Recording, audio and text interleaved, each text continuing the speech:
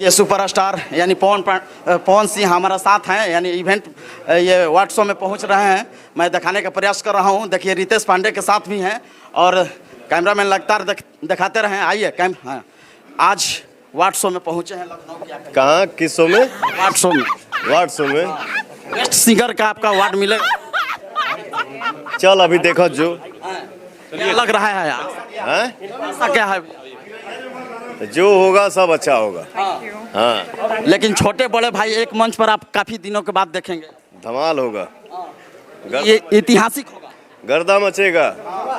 हाँ, लेकिन मैं चाहूंगा कि दर्शकों के क्या कहिएगा आज का ऐतिहासिक स्टेज के माध्यम से? दर्शकों से हम यही कहेंगे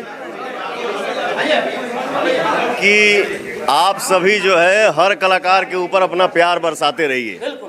ओके। हाँ, लेकिन बड़े भाई और ये छोटे भाई के आज क्या गठबंधन है? हैं?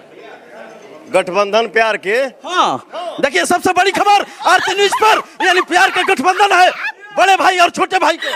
और एक पियर फराक वाली जो थी इंस्टा पर ट्विटर पर ये ट्रेंड था, जो ये क्या ब्यूटी में था, वायरल हो चुकी है। आपसे मिलने के लिए प्रयास कर रही है।